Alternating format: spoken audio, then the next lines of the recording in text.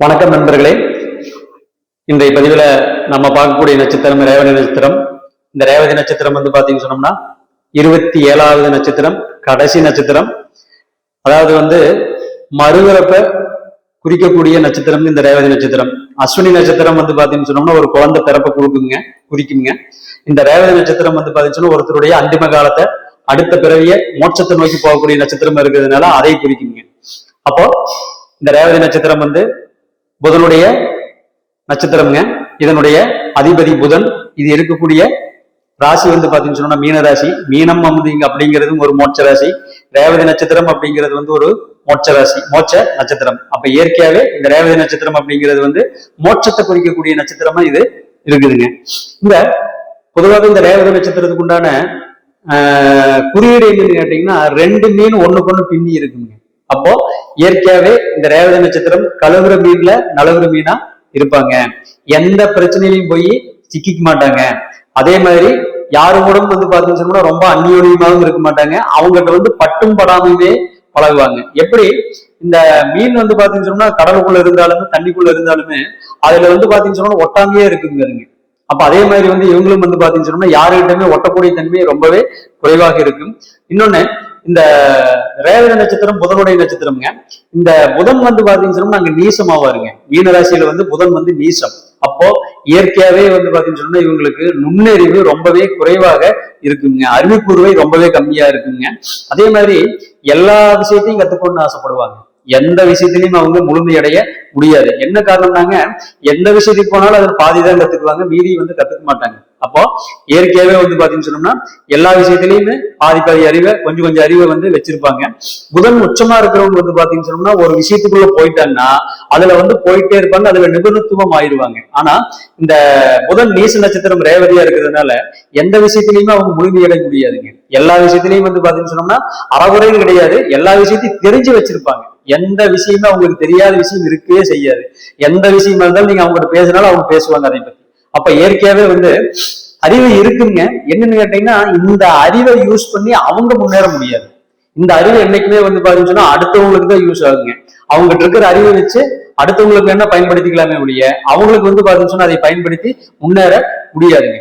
அதே மாதிரி பொதுவாகவே புதன் பாத்தீங்கன்னு சொன்னோம்னாங்க சுயமா செயல்படக்கூடிய தன்மை இருக்கக்கூடிய கிரகம்ங்க. அப்போ இந்த புதன் அந்த வீட்டுல நீசமா இருக்கிறதுனால சுயமா முடிவெடுக்கிறது இவங்களுக்கு ஒரு சில இடத்துல பாத்தீங்கன்னா தவறா போயிருங்க. சுய முடிவு பொதுவாக இவங்களுக்கு எடுக்கிறதா இருந்தா 100 டைம் யோசிச்சு 1000 டைம் யோசிச்சுட்டு இவங்க அந்த முடிவையே எடுக்க வேண்டியது இருக்குங்க. பொதுவாகவே ரேவதி நட்சத்திரத்துக்கு இந்த புதன் நீசமா இருக்கிறதுனால அந்த உள்ளுணர்வுமே அந்த அறிவுக்கூறியுமே கம்மியாத்தே இருக்குங்க. அப்போ எந்த விஷயத்தை செய்யறா அப்படின்னாலும் அடுத்தவங்ககிட்ட ஒரு ஆலோசனை கேட்டு பண்றது ரொம்பவே இந்த நட்சத்திரத்துக்கு நல்லதுங்க. இது ஒரு சமநோக்கு நாளுங்க. இந்த சமநோக்கு நாள் அப்படிங்கிறது சொன்னோம்னா யதார்த்தம், வாழ்க்கையினுடைய யதார்த்தத்தையுமே தத்துவத்தையுமே உணர்ந்தவங்க இவங்க. பொதுவாகவே பாத்தீங்கன்னு சொன்னோம்னாங்க இவங்களுக்கு என்ன முடியுமோ அதை மட்டும்தான் இவங்க யோசிச்சு செயல்படக்கூடிய தன்மையில இருப்பாங்க. அதே மாதிரி யாருக்குமே கெடுதல் பண்ணக்கூடிய தன்மை இவங்களுக்கு அதிகமாக இருக்காது. எப்பவுமே பாத்தீங்கன்னு சொன்னா இவங்களுக்கு ஒரு ஆஸ்கிலேஷன் தன்மை இருந்து கொண்டே இருக்குங்க. என்ன காரணம்னு கேட்டீங்கன்னா புதன் ஒரு நீசம் அப்படிங்கிறது இல்லாம அது ஒரு ஜலத்தத்துவ ராசியா இருக்கிறதுனால எப்பவுமே பாத்தீங்கன்னா கடல்ல அலை பாத்தீங்கன்னா நிக்காதுங்க. எப்பவும் அங்கேயும் நீங்க ஆடிட்டே இருக்கிற மாதிரி இவங்களுடைய மனசும் பாத்தீங்கன்னா அப்படி ஊஞ்சல் ஆடிட்டே இருக்கக்கூடிய தன்மையில தான் இவங்களுக்கு இருக்குங்க. இப்போ ரேவதி நட்சத்திரம் 1ஆம் பாதத்துக்கு உண்டான பலன்களை பார்க்கலாமுங்க. பொதுவா இந்த ரேவதி நட்சத்திரம் 1ஆம் பாதம் அப்படிங்கிறது பாத்தீங்கன்னாங்க அந்த ராசியில 6வது பாதம். இது பாத்தீங்கன்னா இருக்கக்கூடிய நவாம்சம் பாத்தீங்கன்னா தனுசு நவாம்சம். இந்த தனுசு நவாம்சம் அப்படிங்கிறது பாத்தீங்கன்னா காலபுருஷனுக்கு 9வது வீடுங்க. அப்ப இதுக்கு பலன் எப்படி சொல்லணும்னு கேட்டீங்கன்னா குருவனுடைய வீட்டுல புதனுடைய நட்சத்திரம், சந்திரன் அங்க இருக்காரு. அதே மாதிரி குருவும் அங்க இருக்காரு. அப்ப எப்படி பலன் எடுக்கணும்னு கேட்டீங்கன்னா குரு பிளஸ் சந்திரன் பிளஸ் புதன் பிளஸ் குரு. அப்போ 2 குரு அந்த இடத்துல வந்துடுறாரு. கூடவே பாத்தீங்கன்னா புதனும் வந்துடுறாரு, சந்திரனும் வந்துடுறாரு. அப்போ இயற்கையாவே பாத்தீங்கன்னா இவங்களுக்கு அறிவுத்தேடல் மிகவும் அதிகமாக இருக்கும். அதே மாதிரி பேராசிரியர்கள், விஞ்ஞானிகள், மத தத்துவ ஞானிகள் இது எல்லாத்துக்குமே பாத்தீங்கன்னா இந்த சேர்க்கையை ரொம்பவே நல்லது. இவங்களுக்கு இயற்கையாவே பாத்தீங்கன்னா அடுத்தவங்க மனசை புரிஞ்சு நடக்கக்கூடிய தன்மை அதிகமாக இருக்குங்க.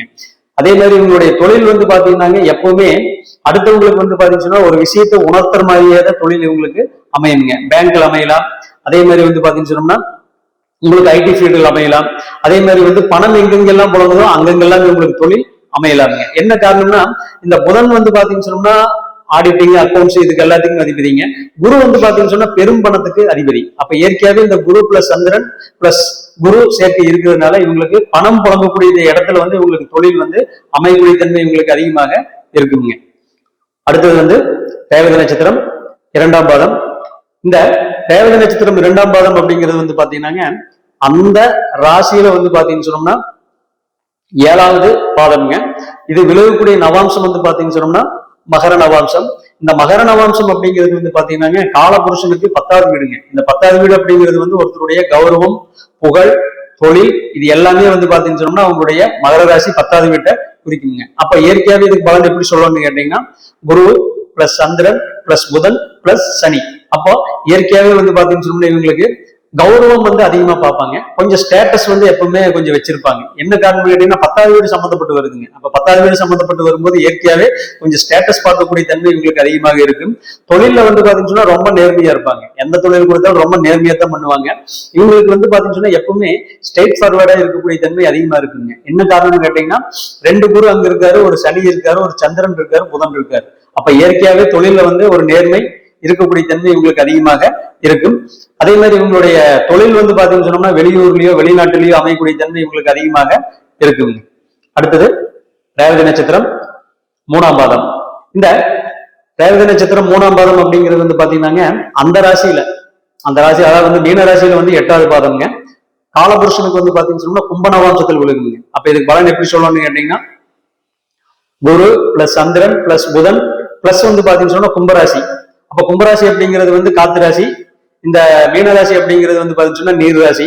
அப்ப இயற்கையாவே வந்து பாத்தீங்கன்னா இவங்களுக்கு யாருக்கும் கட்டுப்படாத தன்மையும் இருக்குங்க, ஆஸ்கிலேஷன் மனப்பான்மை இருக்கு, குழப்பம் அதிகமாக இருக்குங்க.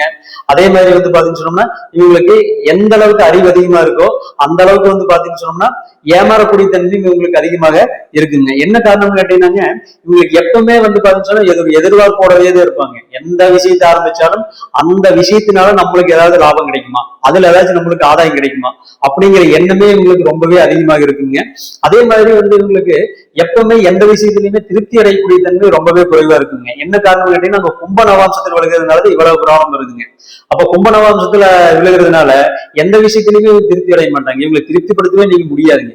எதை கொடுத்தாலும் அதுல வந்து அதுக்கு வந்து ஒரு குறை கண்டுபிடிப்பாங்க. இல்லைன்னா இதை விட்டு போட்டு எனக்கு அதுதான் பிடிக்கும் இதுதான் பிடிக்கும்னு சொல்லி அந்த எண்ணத்தை வந்து இவங்களுக்கு கொடுத்துட்டே இருக்குங்க. அதே மாதிரி இந்த ரேவதி நட்சத்திரம் அதுல வந்து பாத்தீங்கன்னா 8ஆம் பாதம் இருக்கிறதுனால அடுத்தவங்களை நம்பி ஏமாத்தி போயிடுவாங்க. இவங்களை சீக்கிரம் ஒரு தடவை ஏமாத்திட்டு பணம் சம்பந்தப்பட்ட விஷயத்திலயோ தொழில் சம்பந்தப்பட்ட விஷயத்திலயோ சீக்கிரமா இவங்களை ஏமாத்திட்டு போகக்கூடிய தன்மையில தான் இவங்க இருப்பாங்க. அடுத்தது வந்து ரேவதி நட்சத்திரம் 4ஆம் பாதம். இந்த ரேவதி நட்சத்திரம் 4ஆம் பாதம் அப்படிங்கிறது வந்து பாத்தீங்கன்னா அந்த ராசியில 9வது பாதம்.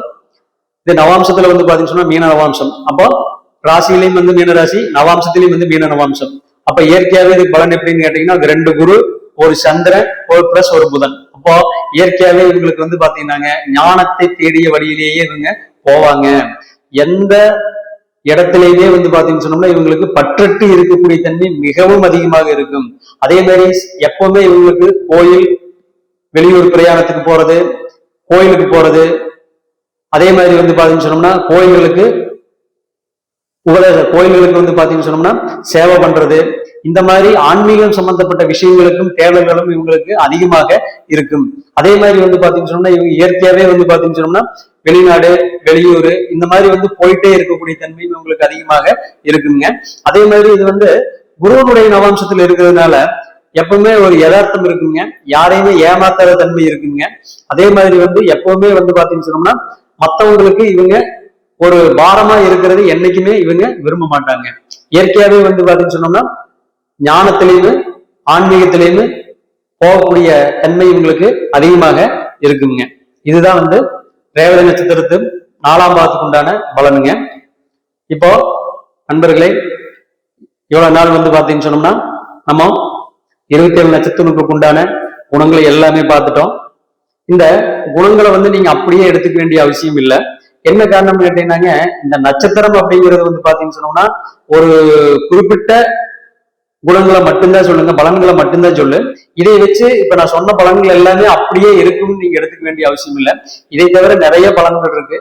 இப்ப நம்ம வந்து பாத்தீங்கன்னு சொன்னோம்னா நட்சத்திரத்துல பஞ்சாங்கத்துல வந்து பாத்தீங்கன்னு சொன்னோம்னா நட்சத்திரத்தை முடிச்சாச்சு. இனி அடுத்தது வந்து பாத்தீங்கன்னு சொன்னோம்னா நம்ம நேரடியா வந்து பாத்தீங்கன்னு சொன்னா ஜாதக கட்டத்துக்கு போயிடலாம். இனி அடுத்தது வந்து பாத்தீங்கன்னு சொன்னா பெருசா வந்து சொல்றதுக்கு எதுவும் இல்லை. ஏன்னா அடுத்தது வந்து பாத்தீங்கன்னு சொன்னா யோகங்கள் இருக்கு.